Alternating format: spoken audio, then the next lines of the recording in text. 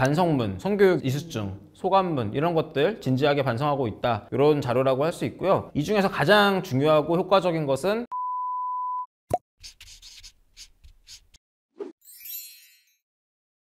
네, 안녕하세요. 형사 전문 변호사, 변호를 하는 건 김민건 변호사입니다. 변호사님, 물론 다 똑같을 수는 없겠지만 똑같은 성범죄라도 똑같은 사건이라면 형량이 동일할까요? 결론부터 말씀드리면 그렇지 않습니다. 수사와 재판도 사람이 하는 것이기 때문인데요. 검사마다, 판사마다 판단이 다 다를 수 있고 사람마다 중요하게 생각하는 가치관도 다르겠죠. 결국은 형량에서 차이가 생길 수밖에 없습니다. 그렇기 때문에 피고인 입장에서는 똑같은 사건이라고 보여지더라도 본인만의 상황과 이를 뒷받침할 수 있는 증거를 찾아서 적절하게 주장을 하지 못한다면 다소 억울하다고 생각할 수 있는 강한 처벌을 받을 수도 있습니다. 결국 본인의 상황을 제대로 설명하지 못하는 경우에 과한 처벌이 있을 수도 있다, 이런 말씀이신 것 같은데요. 그렇다면 아무래도 피의자 입장에서 어떻게 해야 형량을 낮추고 본인의 잘못한 그 부분에 대해서만 처벌을 받을 수 있을까요? 우리나라에서 형량은 범죄에 대한 응보뿐 아니라 재범 방지에도 그 목적을 두고 있기 때문에 혐의를 인정하는 사건이라면 양형자료라는 것을 잘 만들어서 제출하는 것이 필요합니다. 검사, 판사로 하여금 과중한 처벌이 내려지지 않도록 스스로 범행을 반성하고 있고 다시 범죄를 되풀이하지 않고 건강한 사회 구성원으로서 살아가겠다, 이렇게 설득을 하는 것이 중요한 것이죠. 이 설득이라는 게 참 애매한 게, 어떻게 보면 그 상황을 벗어나려고 하는 걸 수도 있잖아요. 특히 우리 판검사분들은 이런 사례를 좀 많이 보셨을 것 같은데, 구체적으로 이 양형 자료는 어떻게 준비하는 게 좀 더 효과적일까요? 양형 자료를 크게 분류하면은 4가지 정도로 구분을 할 수 있습니다. 첫 번째는 가장 중요한 반성을 하고 있다는 자료입니다. 반성문, 성교육 이수증, 소감문 이런 것들 진지하게 반성하고 있다, 이런 자료라고 할 수 있고요. 이 중에서 가장 중요하고 효과적인 것은 합의입니다. 합의 같은 경우는 폭행, 명예훼손, 모욕같이 반의사불벌죄 같은 경우나 친고죄 같은 경우에는 고소 자체를 취소시키거나 공소기각을 내릴 수 있는 그런 효과가 있고요. 그렇지 않은 경우라 하더라도 피해자가 피해 회복이 됐기 때문에 합의를 해준 거잖아요. 그렇기 때문에 내가 정말 반성하고 피해자를 위해서 이만큼 노력했다라는 양형자료로 인정받을 수 있어서 굉장히 중요합니다. 부득이 합의를 하지 못한 경우에는 다른 자료를 통해서 내가 정말 반성을 하고 있다, 그렇지만 왜 합의를 하지 못했는지에 대해서 판검사가 설득될 수 있도록 충분히 자료를 만들어야겠죠. 이게 합의가 이루어지는 게 제일 좋다고 하셨는데, 합의라는 게 어떻게 보면 협상이잖아요.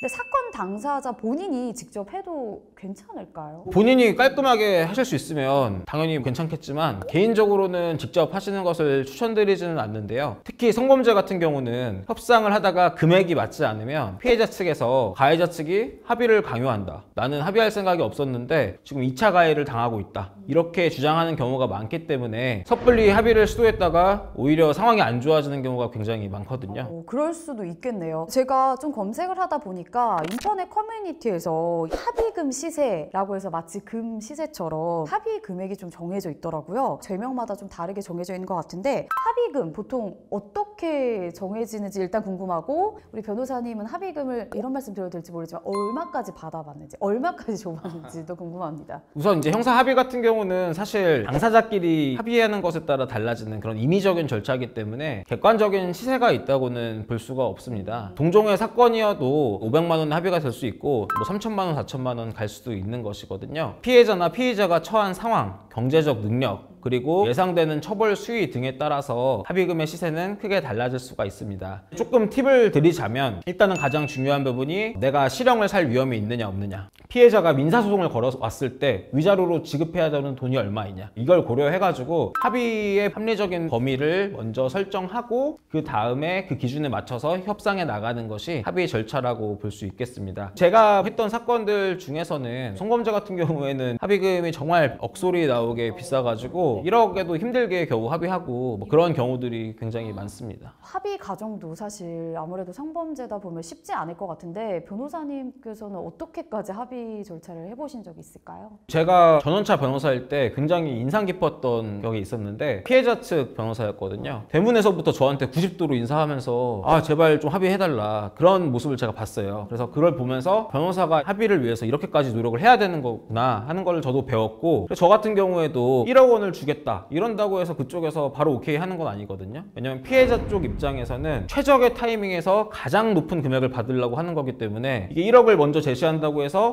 그럼 오케이 이렇게 나오는 게 아니에요. 우선은 그쪽 변호사한테도 굉장히 저자세로 정말 반성하고 있다, 형편이 이거밖에 안 된다, 제발 합의해달라 계속 찾아가고 부탁드리고 이렇게 해서 변호사님이 오케이를 해주시면 아무래도 합의 절차가 수월해지겠죠. 근데 변호사 대 변호사끼리 이야기를 하면 말이 통하겠는데 피해자가 시세라든지 카더라만 믿고 난 무조건 3억 받겠어 이래버리면 가해자 변호사 입장에서는 어떻게 그 사람을 설득하거나 조금 낮출 수가 있어요? 그 사람이 일단은 목적이 돈을 많이 받는 데 있느냐 아니면 돈 상관없이 무조건 엄벌 탄원할 거냐, 요거를 파악하는 게 중요하고요. 목적이 돈에 있다면 이거는 결국은 심리 싸움이기 때문에 우리가 끌려다니지 않고 그러면 우리도 합의 못한다, 이런 모습들을 보여줌으로써 그쪽에서도 아 이거 잘못했다간 합의금 한 푼도 못 받을 수도 있겠는데 이제 이런 걱정을 생기게 하는 게 중요하죠. 만약에 정말 실형을 살게 원해서 도저히 합의가 안 될 것 같은 상황이라면 형사 공탁 제도를 이용해가지고 합의만큼은 아니지만 감형을 노려볼 수 있는 그런 절차를 밟아야 됩니다. 근데 이제 공탁 같은 경우에도 주의하셔야 되는 부분이 합의를 노력하지 않고 공탁만 해서 기습 공탁 이렇게 해버리면 굉장히 그게 문제되고 기분이 나쁘거든요. 그게 아니라 우리는 정말 합의를 위해서 최선을 다했는데 도저히 합의 조건이 이루어지기 어렵기 때문에 공탁을 한 거다, 이런 정도로 자료가 만들어져야지 판사가 봤을 때 아, 이 사람 정말 노력을 했구나, 반성하고 있는 게 맞구나,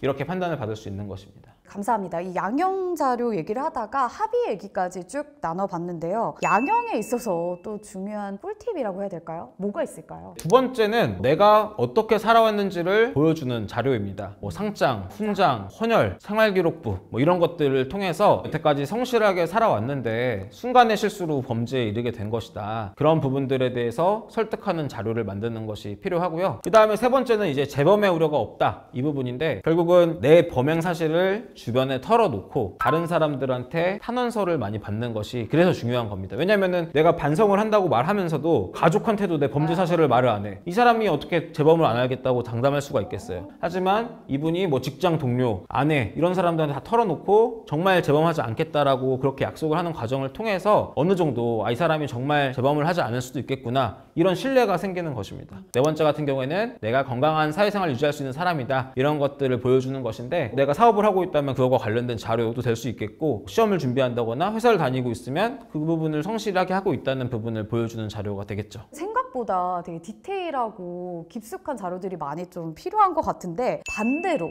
이 행동은 절대 하지 말아야 된다, 이런 것도 있을까요? 우선 정말 안 좋은 게 반성문을 쓰거나 법정에서 선처를 구하면서 본인 반성을 안 하고 피해자 탓을 한다거나 핑계를 댄다거나 이런 얘기를 하는 사람들이 굉장히 많은데, 그런 얘기를 듣게 되면 선처를 해주고 싶다가도 선처를 해줄 수가 없는 상황이 되겠죠. 그쵸. 반성문이라고 써서 내는 게 중요한 게 아니라 그 내용이 중요한 거거든요. 그 부분을 꼭 명심하셔야 되고, 법정에 나오셨을 때도 마지막으로 피고인 하고 싶은 말 있습니까? 했을 때 단정한 복장으로 예의 바르게 본인의 생각을 표현할 수 있어야 되는데 제대로 쳐다보지도 않은 상태로 잘못했습니다 하고 딱 끝내버리면 이 반성의 의지가 전혀 보이지가 않잖아요. 그쵸. 그런 부분들은 조금 주의하셔야겠죠. 대표님이랑 이제 유튜브를 진행하다 보니까 일반적인 양형 기준 말고 개개인에 맞춰서 선처 방법이라던가 대처 방안을 잘 알려주시는 것 같은데 변호사님만이 갖고 있는 특별한 노하우가 있을까요? 특별한 노하우라기보다 판사 입장에서 생각을 해보는 거죠. 아까 말씀하셨듯이 말뿐일 수도 있는 이 반성문을 과연 믿을 것이냐 하는 관점에서 계속 질문을 던져보면 결국은 그 사람 입장에서도 분명히 설득할 수 있는 특별한 사유들이 있기 마련이거든요. 그런 부분들을 파악해서 최대한 판사가 재판하는 데 활용할 수 있도록 저는 돕고 있습니다.